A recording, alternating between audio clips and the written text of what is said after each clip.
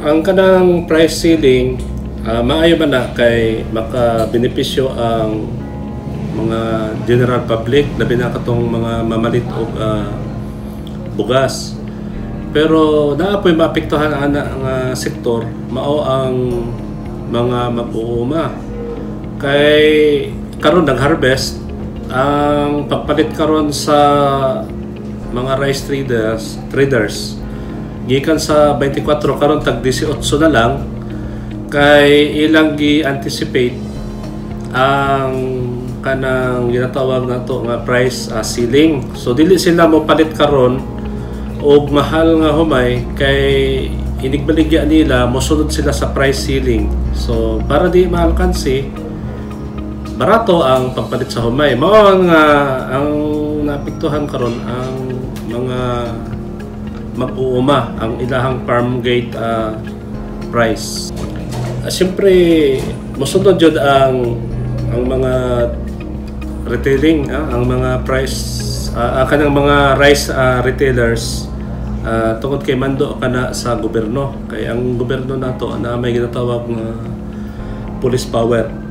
Pero ang problema ana kay kung gipalit sa mga retailers ang mga bugas og tag 2,000 ang sako, karon mabaligya na lang og 1,500. Ang mahitabo diha, alkansi ang mga rice retailer.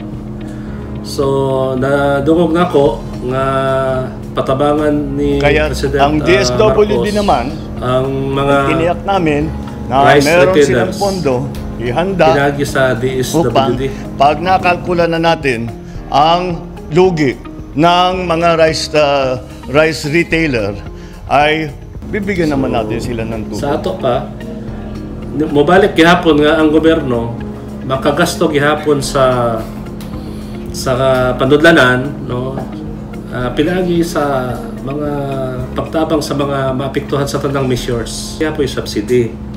Kini mangong measure nato karon sa atong gobyerno, mura o dili yun siya nakaigo sa gamot sa problema. Kay kaniadto ang atong ekonomiya ihatag lang na siya sa capitalism, no, sa free enterprise. Walay labot ang gobyerno sa pagnegosyo. Ang trabaho sa gobyerno, igo na lang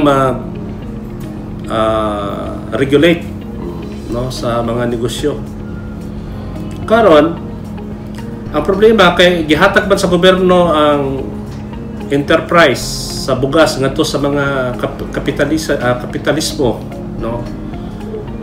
Kung maapektuhan ang mga kapitalismo o mga inflation, mga krisis, madako kay impact sa katawhan, kay ang mga presyo mo saka taas.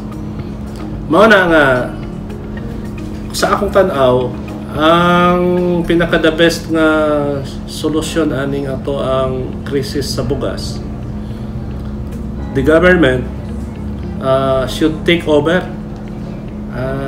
the delivery of goods and services when it comes to rice. Dili na yun nato na ihatag sa mga private business, kay otherwise kung dili nato, wala tay revolutionary measure nga paghimuon aning ato ang staple food nga bugas, ato ang isalig ni sa mga negosyante, dili yun na makontrol sa gobyerno ang presyo. Kung imong pugson ang mga negosyante nga ipabaligya jud sa pinagi sa price cap, posible nga magsirado ang mga business nga no magnegosyo man ta og alkanse. So unsa may buhaton kung mo-collapse ang business sa humay? So siyempre it will really affect all of us, no, all Filipinos. So ako ang masugyot, the government should take over, no, kanang the government magkuan jud siya kanang finance sa business enterprise sa bugas, similar to that of private entities. Kaya may if the private sector cannot provide goods and services, the government will intervene, no? Tagantang mong example, kung ang eskwelahan ginakuha naman na sa private enterprise, no? Sa Tagum na may St. Mary's, UM, pero nagtukod pa man og University of Southeastern Philippines, tungod kay dili makaya sa private sector nga alone, no, ang negosyo. Ikaduha, mahal pod ang tuition fee sa private. Mao na nga ang government nag-offer state college para sa mga pobre nga mga eskwela maka-afford. Isudlan po sa gobyerno ang health na may mga dakong hospital sa Tagum, pero na pa may DRMC. Na may mga private nga bangko, na pa may DBP o Land Bank. In short, it is not impossible for the government na mo undertake po siya og business enterprise, no? Especially kining sa bugas karon, dapat na ang gobyerno mag-create na jud og government-owned and controlled corporation nga mag-engage na sa business sa palay. Dapat kanang GOCC mao na ang finance sa mga farmer. Sila na pod ang mo hatag og sako sa mga farmer inig harvest. Sila na pod ang muhakot sa humay, o sila na pod ang magpagaling. So kung mahimo na sa GOCC, sa government owned and controlled corporation, dili na makontrol sa private enterprise ang presyo sa humay. The government can dictate the price of the rice, no? Kung maingon ang atong presidente nga tag 20, it can be. Kaya nga naman, kumuhatag naman lang galing tag subsidy sa mga retailers kaya naapektuhan aning atong price cap, ato lang gamiton ang public finance sa pagmugna og GOCC nga solely handling the rice industry. Di ba? Kay for example sa kuryente, isalig nato na tanan sa private. O dili mo lihok ang private adto sa mga hilit-hilit nga lugar. Moto nga si President Marcos Sr. nag-create siya og GOCC sa mga kanang mga electric co-ops to interfere with the private business of electrification. Mo na INEA nga nag-supervise sa mga GOCC nga mga electric co-ops para ang serbisyo makontrol sa gobyerno o dili maalaot ang mga constituents.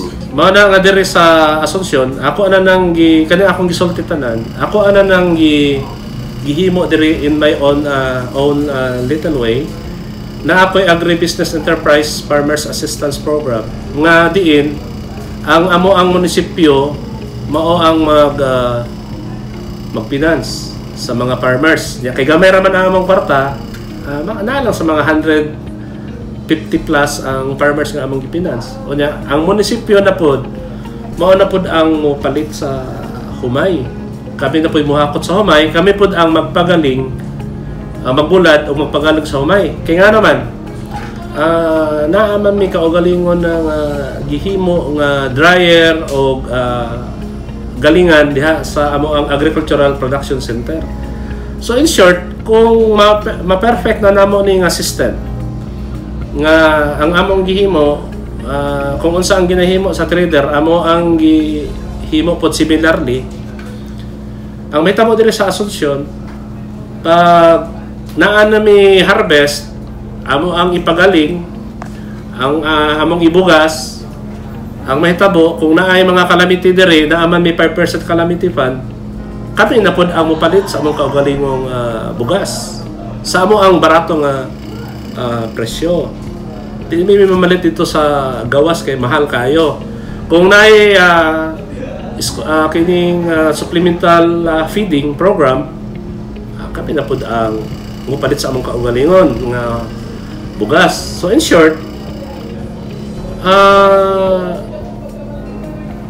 ang amo ang kwarta nagatuyok-tuyok lang sa amo ang pera ng Asunsyon para sa Asunsyon.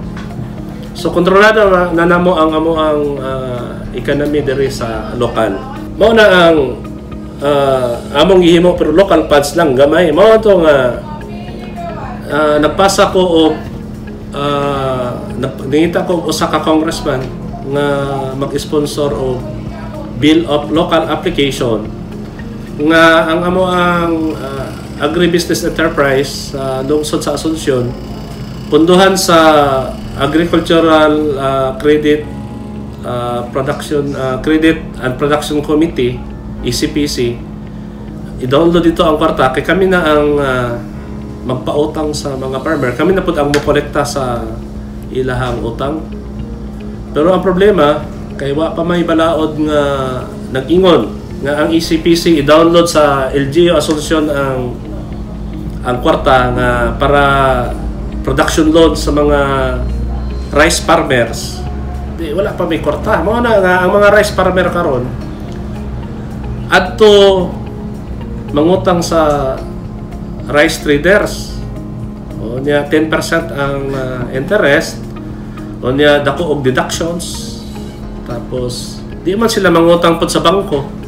Kay ang mga farmer hadlok man pud nga patagaod og collateral. Di ikaduha ang bangko kung sila magpautang wa po'y sako. Pasabot wala gimimik, wala gisundok sa bangko ba nga ang rice trader ba nga kung ang rice trader mao'y magaling magpautang, sila pud ang muhatag og sako, sila pud muhakot sa humay. Pero kung dito sila sa land bank or sa asa sila nga bangko mangutang, ang mahitabo diha dili paliton sa trader. Dili man ako nag-finance sa imo, dili na ako napaliton ang imong humay. Dito na ibaligya sa bangko nga diin dito ka nangutang. Unya kay ang bangko di man mo palit og humay. Wa po'y help, wa po'y forward ang bangko nga mohakot sa ilang humay. So ang ingon ng farmer, hasol kayo kung sa bangko may mangutang, may pa og diri sa rice trader, bahalag 10% pero komportable. Hayahay. Mao na nga ingon ko, if the private enterprise can do it, why the government cannot do it similarly using public funds? Di ba? Ang nakalindot lang ko dire kay kanang tanan na akong gisulti nga sistema locally amo nang gihimo. Di ba? Naana ko'y ordinance creating the agribusiness enterprise nga maoy ako ang conduit sa business arm sa pagkuano humay, no, pagpamalit og humay. Unya gitagaan ko sa Pelmec o galingan o dryer sa ato pa kung mo-operate na tanan ang amo ang production loan o ang amo ang pagpabalit sa humay sa mga farmer nga among gi-finance o kami ang magbugas. Kung naay calamity ang among 5% kami lay mo palit sa among kaugalingong bugas. O di ba? So, tuyok-tuyok lang ang among kwarta diri sa Asunsyon. Kung mahimo siyang balaod, ma-channel na ang kwarta sa amo ang agribusiness enterprise through a law nga directing the ECPC nga ang inyong pundo ihatag na lang na diha kay kami na ang bahala mo manage. Kay total, naa naman may truck, naa man may galingan, naa may kuan. Pag daghan na ang kwarta nga i-download dere, daghan ang farmer among mapautang. So, kana lang kay naaman yung masukuan na kay unsaon na lang ang dakong business sa rice traders. Diba? Pero ako, I am not against rice traders. I am talking in behalf of the poor Filipino people. Isip amahan sa lungsod sa Asunsyon, akong gihangyo ang mga Asunsyoneños nga kanang magtinabangay ta, di lang nato isalig tanan sa ato ang gobyerno. Kaya ang akong kanon na ginasulti, mas daghan ang pangayo kaysa kwarta nato sa munisipyo. Mao na nga magtinabangay ta kung mahimo inig-harvest nato puhon, dili nato ibaligya tanan. Set aside ta og kaugalingon natong humay para ato ang ipagaling kay magkidon sa ang kalibutan ang atong presyo sa bugas dili ta magutom diri sa lungsod sa Asunsyon.